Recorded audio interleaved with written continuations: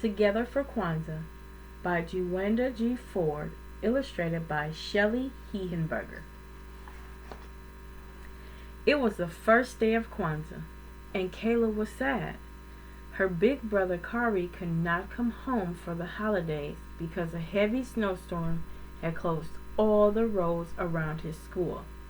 Kayla always missed Kari while he was away, but this was worse than ever. Now they would have to start Kwanzaa without him. Kwanzaa was Kayla's favorite time of year. She loved celebrating her African heritage and doing special things with her family. But how could she enjoy Kwanzaa this year if Kari was not a part of it? Kayla tried to cheer up. After dressing in colorful African clothing, she began to set the Kwanzaa table. First, she put down the mkeka, a traditional straw mat. On top of the mkeka, she placed the kinara, a Kwanzaa candle holder. The kinara holds 7 candles, one for each night of Kwanzaa. A black candle in the middle, 3 red candles on the left, and 3 green candles on the right. The colors stand for different things. Black for the African American people, red for their struggles, and green for hope and a good future.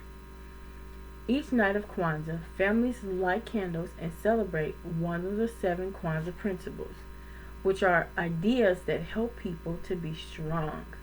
The principle helps to guide them through Kwanzaa but are practiced all year long. There is a different principle for each day of Kwanzaa. Every year, Kayla and Kari will share the Kwanzaa greeting. Habari gani, Kari will say. The greeting is from Swahili language. It means, what is happening today? Kayla would answer with the Kwanzaa principle for that day. Many Swahili words are used during Kwanzaa. Kayla sighed. It just wouldn't be the same without Kari there tonight. Kayla's parents helped her place fruits and vegetables on the mkeka. The fruits and vegetables are called muzao. They represent the harvest and the importance of working together. Here is the corn, said Kayla. Do you remember the Swahili word? Her mother asked. Muhindi, Kayla answered. Muhindi represent the children in the family. She put 2 ears of corn next to the other Kwanzaa symbols, one for her and one for Kari. When the table was ready, Kayla's mother helped her light the black candle. Kayla knew that they would light a red candle the second night, a green one the next night, and so on until all the candles were burning on the last night. Since Kari was not there, Kayla's father greeted her. Habari gani, he said. Kayla answered with the first principle of Kwanzaa. Umoja, she said. Umoja means unity. Kayla's father poured a few drops of water from the kikombe cha umuji, or unity cup, to remember and honor their ancestors. At Kwanzaa, everyone drinks from the unity cup to celebrate family and community unity. Kayla and her family practice unity all year by spending time together as a family. Kayla especially loved family movie night. They would rent movies and eat pizza and popcorn all night long. Thinking about movie night made Kayla miss Kari even more.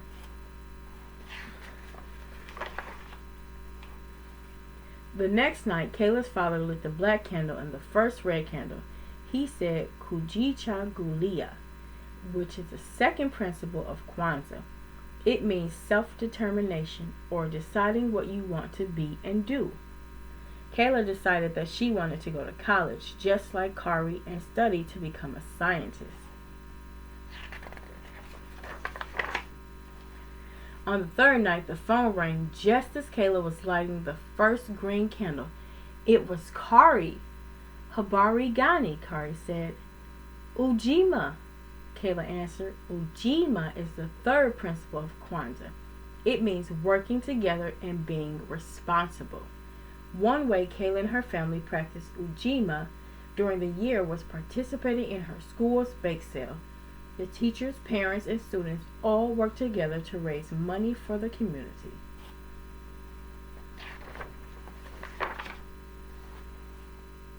The black candle, one green candle, and two red candles were lit on the fourth night.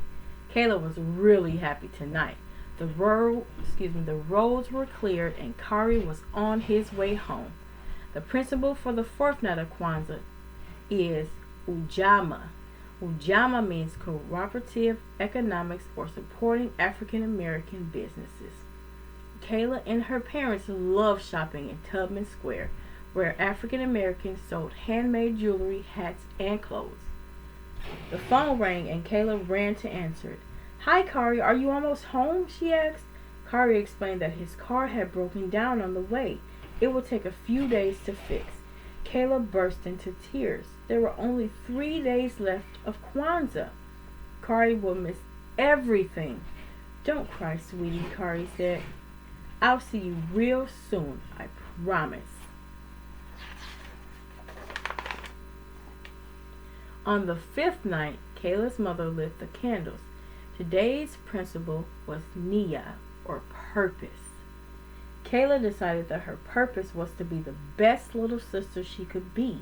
She made Kari a special Kwanzaa scrapbook, telling him all about how the family celebrated this year. How sweet. Kuumba, or creativity, is the principle for the sixth day of Kwanzaa. After the last red candle was lit, Kayla and her parents made lots of decorations for Karamu that night. The Karamu is a feast where families celebrate with friends and loved ones. Kayla made a flag using the Kwanzaa colors. It was black, red, and green, just like the candles in the Kinara. Soon there was a knock at the door. Kayla ran to answer it. "Kari," she yelled as she opened the door wide. No, not Kari, but Grandma and Grandpa are here. Kayla was glad to see her grandparents, but she couldn't help being disappointed that Kari still had not arrived. She kept hoping that somehow he'd get home before Kwanzaa was over. There were many knocks on the door from friends and family. It was hard to be sad with so many people around. Everyone was enjoying the Karamu.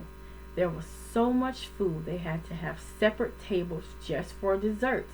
No one heard Kari at the front door, so he just walked right in. Kayla squealed with delight when she saw him. "You made it," Kayla said, smiling. "I took a taxi to a bus," he answered, "just to see you." Kayla hugged Kari as tight as she could.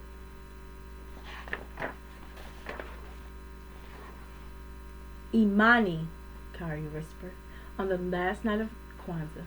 Tonight all the candles glow brightly. Imani means faith, believing in yourself and others. I believe in our family," Kayla said as they opened their zawadi, or gifts. Kayla knew that zawadi should be handmade or educational.